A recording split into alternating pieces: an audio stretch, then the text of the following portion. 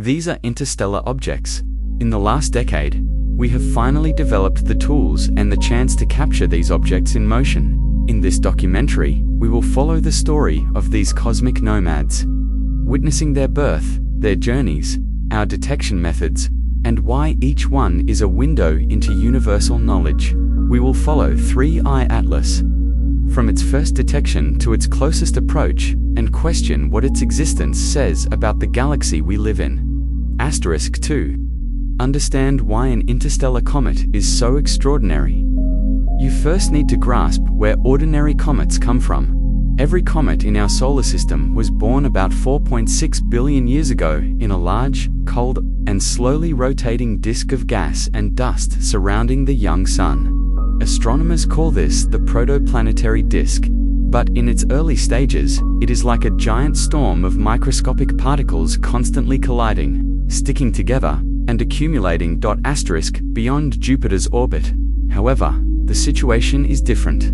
Their temperatures are cold enough for water, methane, ammonia, and carbon dioxide to freeze. These ice particles coat the rocky grains, making them more sticky and thus allowing them to aggregate more quickly. The result is a collection of small icy rocky bodies. These are the basic material of comets. Many eventually joined the giant planets. Others were ejected by the gravitational slingshots of Jupiter and Saturn and drifted in a massive, loosely bound cloud that we have since called the fabricated cloud. Asterisk, the fabricated cloud is one of the most interesting structures we know of. Yet none have been directly observed. We infer its existence from the comets that occasionally pass us by. These long-period comets come from all directions in the sky and have long orbits that take thousands or millions of years to complete one full revolution around the Sun. The fabricated cloud extends to about a quarter of the distance from the nearest star. At its outer edge, the Sun's gravity is almost a whisper. Asterisk, over millions of years, gravity gathers these particles together. The pebbles become large rocks. Large rocks develop into planetesimals, the embryos of planets.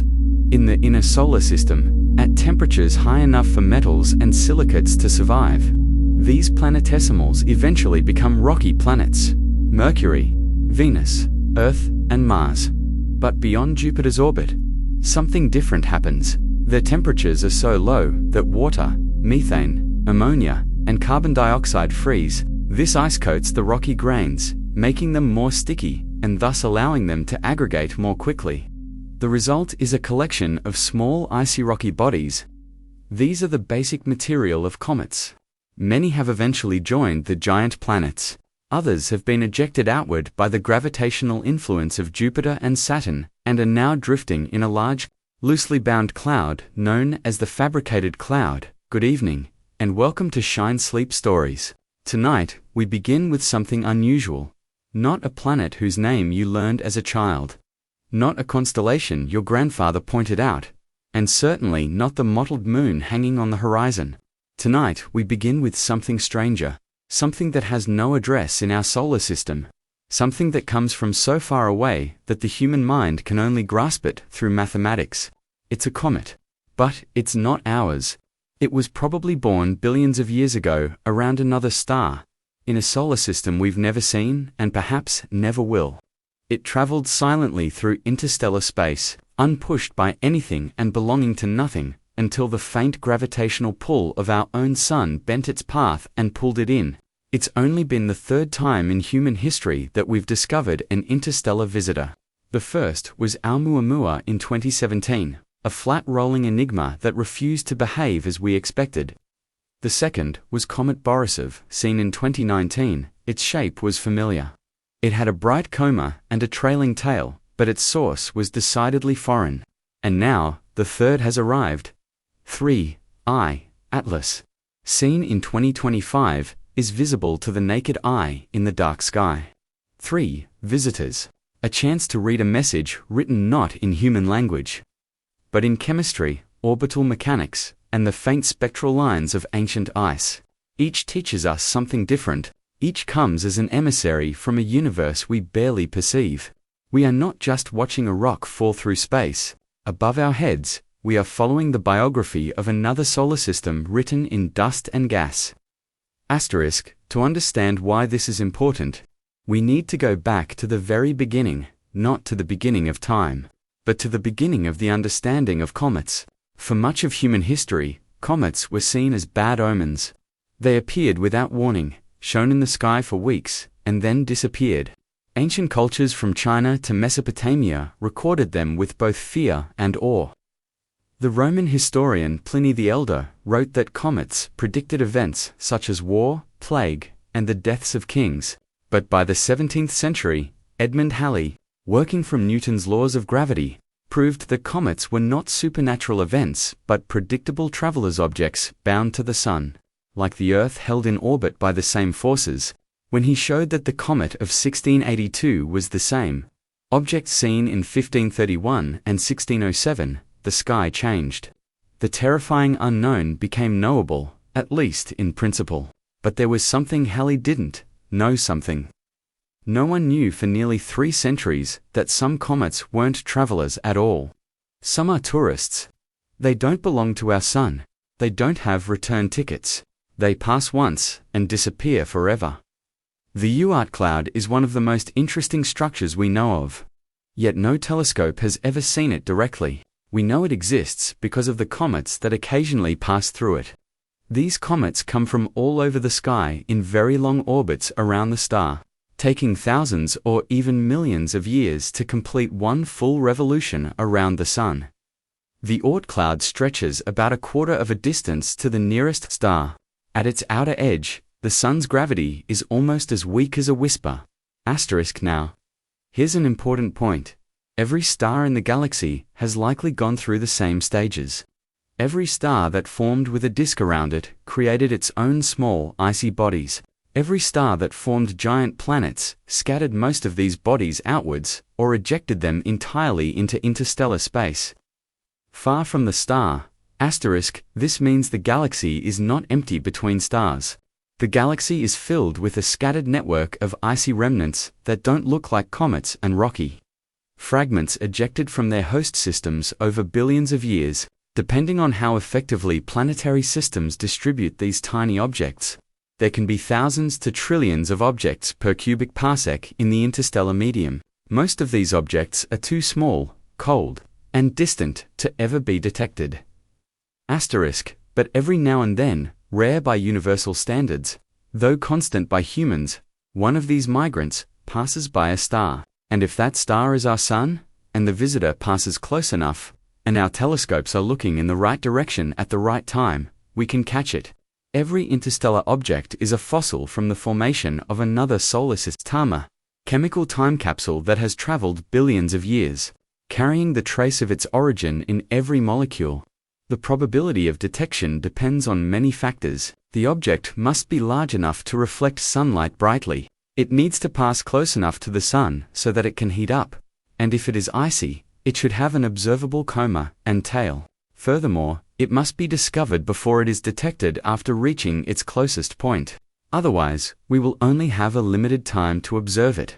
In most human history, these conditions could not be consistently met. However, in the last decade, a major revolution has occurred in sky scanning technology.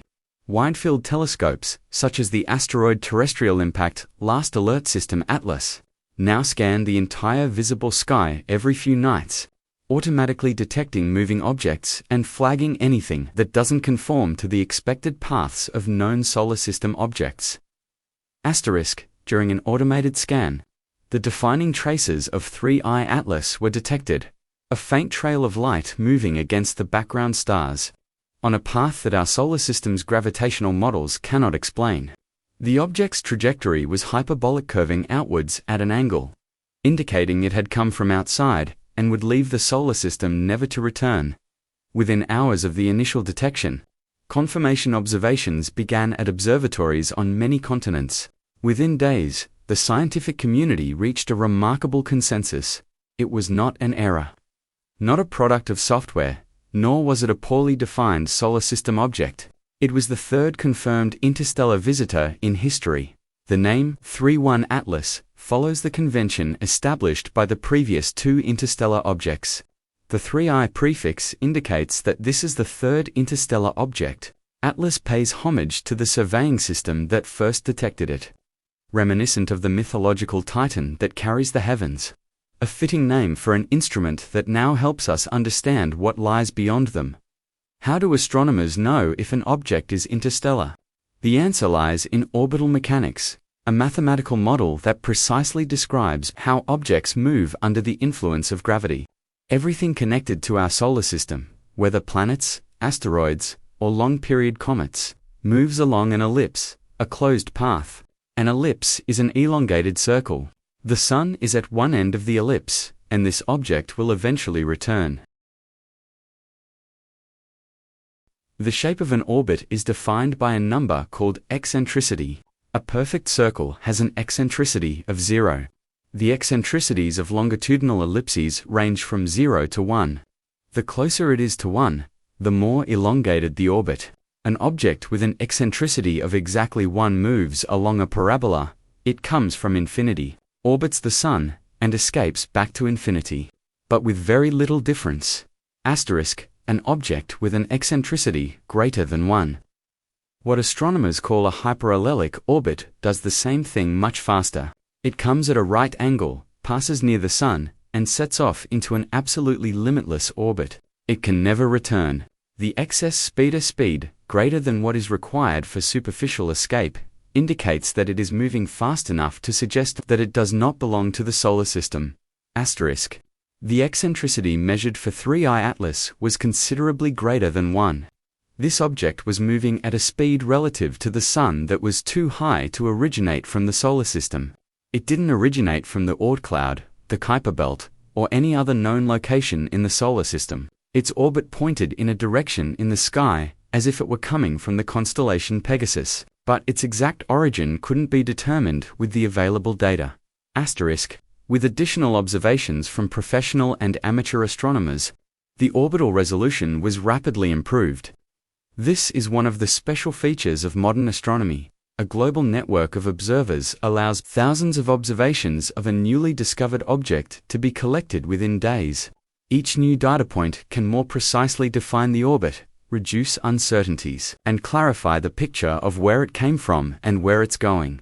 However, orbital mechanics only states that an object is interstellar. It doesn't tell us what that object is made of, how big it is, or whether it contains ice, rock, or a mixture of both. For that, we need spectroscopy, the art of separating light into its component colors and reading the encoded chemical signatures within it. Asterisk. Each molecule absorbs and emits light at specific wavelengths. Each has its own unique spectral signature, such as the components of water vapor, carbon monoxide, carbon dioxide, methanol, and cyanide.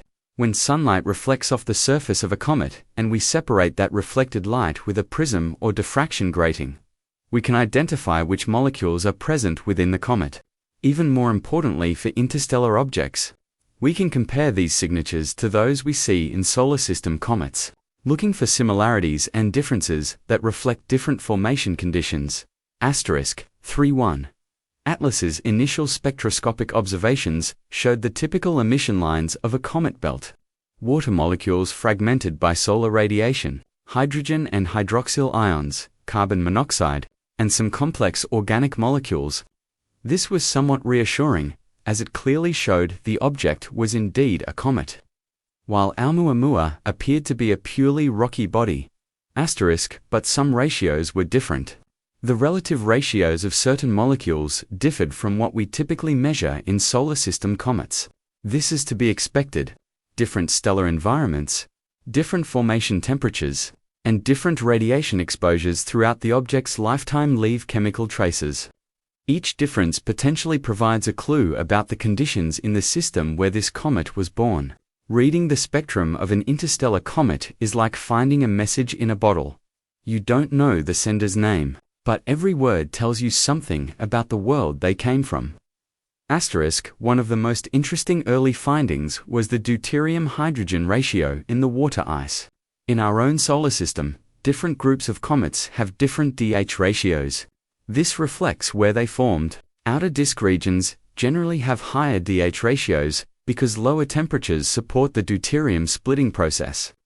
If 3I Atlas's DH ratio is significantly different from the solar system average, this is limiting the temperature of the disk around its host star. The core. The solid, central nucleus within the comet is a more difficult component to directly measure beneath all the gas and dust. When the comet is active, the luminosity of the coma is usually much greater than that of the core, making it difficult to isolate just the luminosity of the core. Estimates from the luminosity of the entire object and assumptions about its reflectivity yield a result suggesting that the core's diameter is between 1 and 10 kilometers. This is generally consistent with solar system comets, but falls within a larger range than typical. Such a large core explains why 3I Atlas is bright enough to be visible to the naked eye at its closest point. It also means there's a vast amount of material that can be studied. Every kilogram of ice that evaporates and mixes with the coma is ancient chemical information from another solar system, and if our instruments are sensitive enough, it can be used for this analysis. To understand 3I Atlas, we need to go back to its two predecessors. The story of interstellar object detection begins in 2017 at the Pan-STARRS 1 telescope in Haleakala, Hawaii. Postdoctoral researcher Robert Weckick was reviewing automated detections that night and noticed something unusual in the sky. A rapidly moving, faint point of light in a hyperbolic orbit. Tracking observations confirmed this hyperbolic orbit was accurate. This was the first confirmed interstellar visitor in history. It was named 1I 2017 U1 and soon received the Hawaiian name Oumuamua, meaning first distant messenger or discovery, an impressive name for an object that seemed to carry a message from beyond.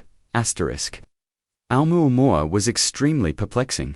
It showed no detectable coma gas emission, no tail, no trace of the icy activity we associate with comets. It appeared to be a dry, rocky object, but the shape deduced from the way its brightness fluctuated during its rotation suggests something extraordinary, perhaps 10 times its widest point.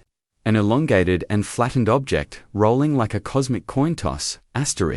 Even more intriguing was a subtle deviation observed in its orbit. Taking into account all known gravitational forces, the Sun, planets, and even the pressure of sunlight, Oumuamua was observed to accelerate slightly more than expected. It was as if it had been given an extra thrust. While this kind of non-gravitational acceleration is normal in active comets, it was remarkable that Oumuamua showed no signs of gas emission whatsoever. Different explanations have been put forward. Some researchers have suggested that Oumuamua is propelled by the pressure of sunlight onto an exceptionally thin, flat structure, an effective natural solar sail. Others have suggested it may be composed of hydrogen ice that sublimes invisibly in ultraviolet light. A more speculative hypothesis, though widely reported in the press, was met with skepticism by much of the scientific community. Perhaps it could be the work of another civilization.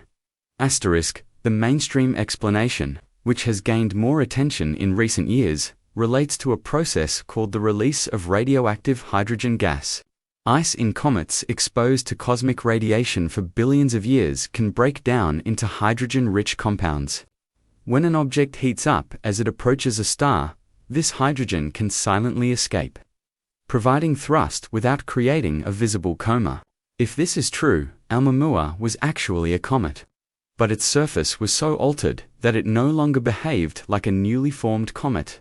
2 years later, a second interstellar object arrived, making everything both simpler and more interesting.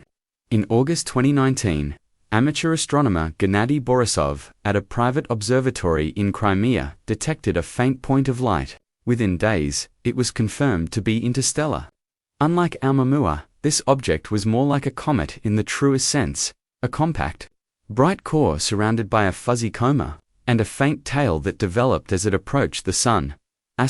Comet Borisov, officially named 2I Borisov, had quite familiar characteristics. While its chemistry didn't resemble that of a single solar system comet, it remained within the range of variation observed in a local population.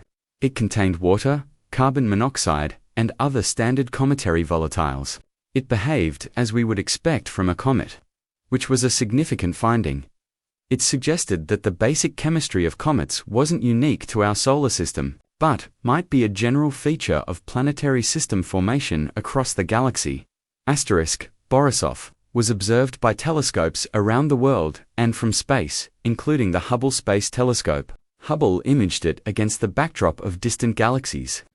These images, a comet alone in an ocean of galaxies, became some of the most impressive astronomical photographs of the decade. Here was an object from another star system, surrounded by thousands of other galaxies, each a star system where similar travelers could potentially navigate.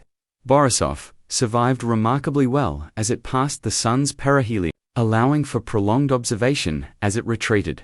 Its core showed no signs of catastrophic disintegration, indicating it was intact.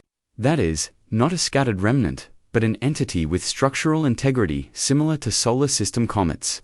In short, it was an ordinary comet from another star. Its normality was indicative of something significant.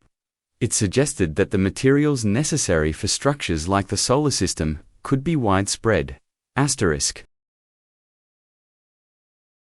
The difference between Oumuamua and Borisov was quite striking. The two interstellar visitors arrived 2 years apart, and even though they belonged to the broad category of small, icy, stony solar system objects, they were vastly different. One was dry, flat, and strangely gravity-free. The other was wet, round, and satisfactorily normal.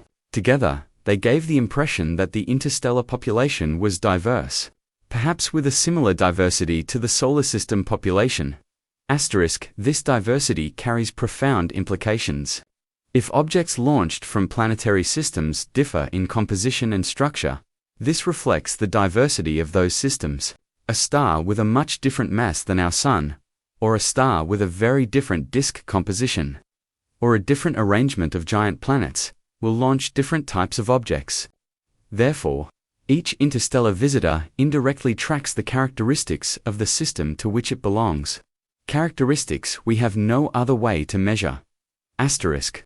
That's why the arrival of 3I Atlas was met with great excitement. 2 samples help draw attention to a contrast. 3 samples, however, allow you to start looking for patterns. Are there systematic differences between the 3? Are there chemical traces or orbital features clustered in particular groups?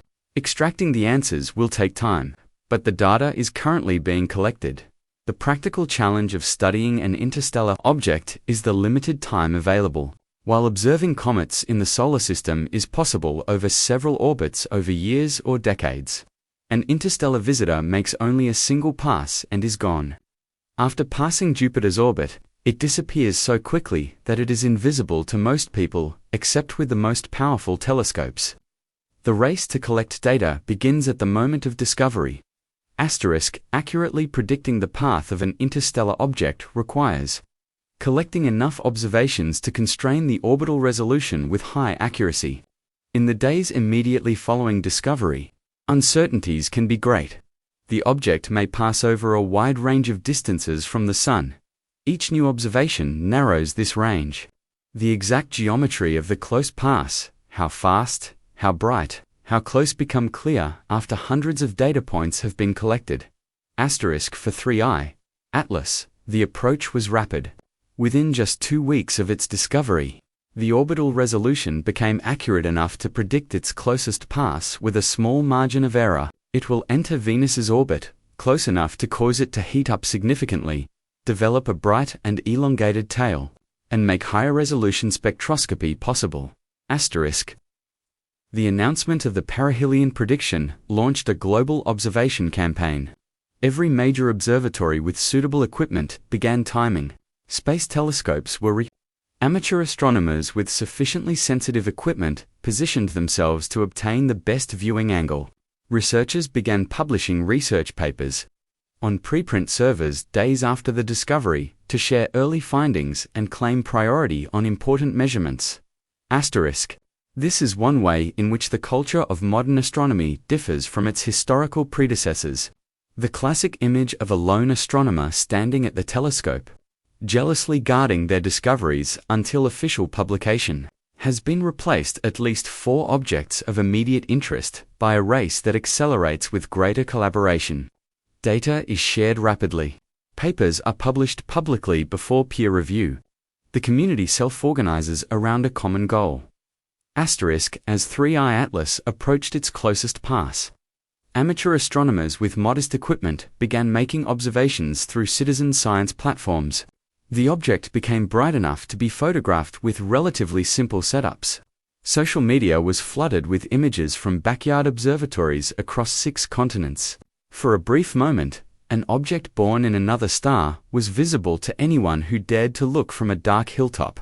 There's a philosophically intoxicating aspect to the moment a comet passes through another solar system and crosses the threshold of visibility. For a couple of nights, it was possible to go out and see a visitor from another star with your own naked eye. The nucleus could not be directly observed by ground-based telescopes. At typical comet distances, even large nuclei are too small to be directly imaged by current optical instruments. However, the coma, the cloud of gas and dust surrounding the nucleus, expanded visibly over weeks, stretching to tens of thousands of kilometers. The tail, propelled by the pressure of radiation from the sun and the solar wind, extended away from the sun, a behavior typical of all comet tails. Asterisk, comets typically have 2 tails. The dust tail is composed of solid particles propelled by light pressure, gently tilted toward the comet's orbital motion. It glows by reflecting sunlight and appears white or yellowish in photographs. The ion tail, or plasma tail, opens straight toward the sun. This tail is propelled by charged particles of the solar wind, rather than light pressure. Emitting its own light, the fluorescence of ionized molecules, it usually appears blue. Asterisk, both tails were observable in 3I Atlas. The dust tail traced the comet's path, stretching across the sky in a gentle curve. The ion tail, meanwhile, receded rigidly from the sun, shimmering with currents of solar wind, occasionally displaying the twists and ripples that occur when a powerful solar flare passes. Together, they wrote the comet's physical state in light for anyone curious to see. Asterisk. As 3I Atlas passed its perihelion, its closest point to the sun, it reached a glow similar to that of the brightest stars in the sky. A scientifically rich content was obtained. High-resolution spectra from multiple facilities, light curves tracking the rotation of the core, which varied with the coma, polarimeters measuring the size and alignment of dust grains, and radio observations detecting faint thermal emission from the hot core. The detection of 3 interstellar objects in a short period of time has forced us to reconsider our understanding of the existence of small objects in our galaxy. In the years before Oumuamua, most models predicted that interstellar objects would be rare, so rare that perhaps none would ever pass through our inner solar system in a human lifetime. However, current detection rates show that these models were far too cautious. Asterisk, if the actual flow of interstellar objects passing through our inner solar system is as high as current detection rates indicate, there could be dozens or even hundreds of objects in the solar system at any given moment. These are not detected because they are too small, too faint, or in regions of the sky that have not yet been studied in sufficient depth. The Vera C. Rubin Observatory in Chile, which began full scientific studies in the early 2020s, with its 10-square-degree field of view and 10-meter mirror, is expected to radically change this. It will likely be able to regularly detect interstellar objects. Asterisk, a higher detection rate will have profound implications.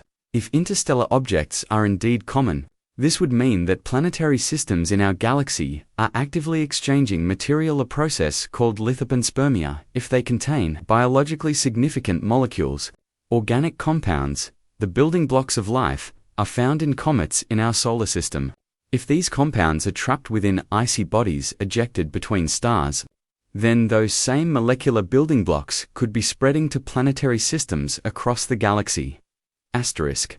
This doesn't mean that life is actually transported between stars. Traveling through interstellar space is a grueling process. Cosmic radiation doses that would sterilize most known organisms, temperatures very close to absolute zero, and time spans of millions to billions of years. But the situation is more uncertain for simpler, precursor molecules, amino acids, nucleobases, sugars. These molecules have been detected in meteorites and in the coma space of comets in our solar system. Whether they are present in sufficient quantities during interstellar transit and whether they are biologically significant remains a question. 3. Atlas offered researchers a unique opportunity to investigate this question.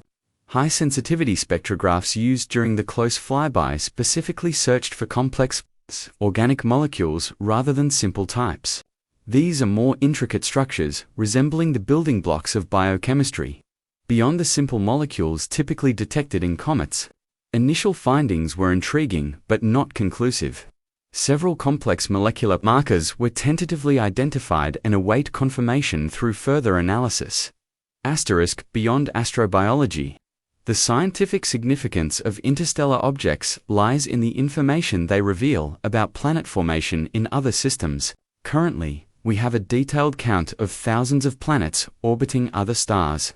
These planets were detected through transits they create as they pass in front of their host stars, or through gravitational wobbles they cause in those stars. However, exoplanets are only part of the picture. Smaller collections of objects, comets, asteroids, and debris disks tell a different but complementary story about how planetary systems form and evolve.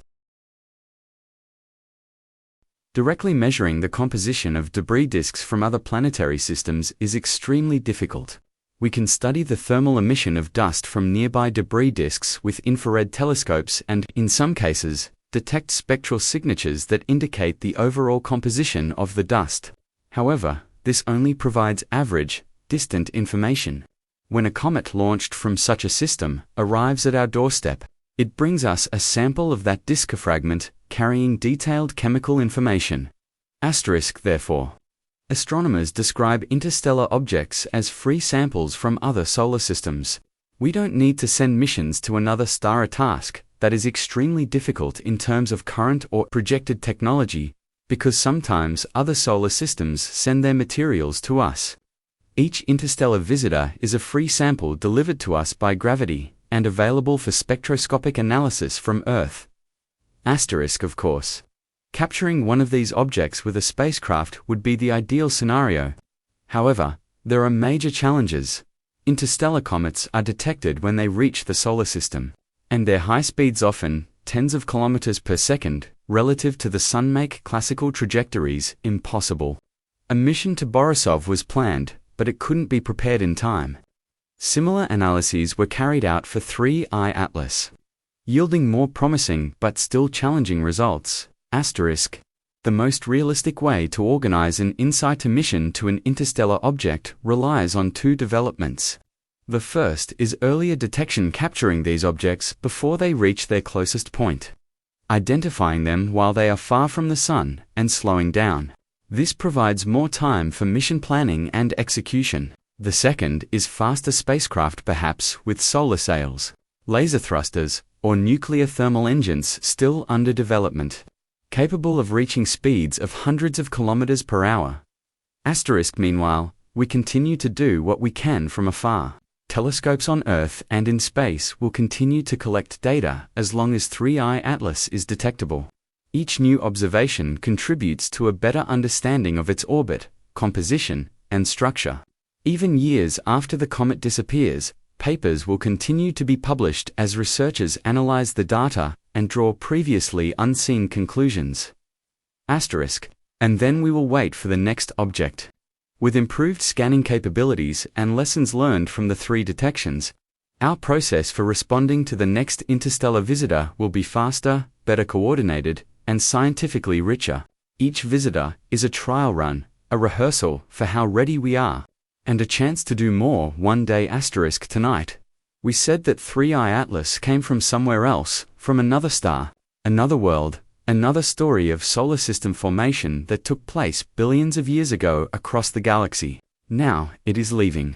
By the time these words reach you, it will likely have passed Jupiter's orbit, fading, cooling, and slowing to the speed at which it will drift in the long darkness between stars for billions of years to come. We didn't send it. We can't track it. But for a few weeks, we watched its passage, and in the light it emitted, both literally and metaphorically, we glimpsed a part of the wider universe in which we exist. The galaxy is not empty. It's not static. It's filled with transiting material, carrying the histories of hundreds of billions of solar systems. It flies silently in the darkness, occasionally bumping into the light of a star and becoming visible for a brief moment. And as we approach the end, now it's time for a restful sleep. Relax, unwind, good night, sweet dreams.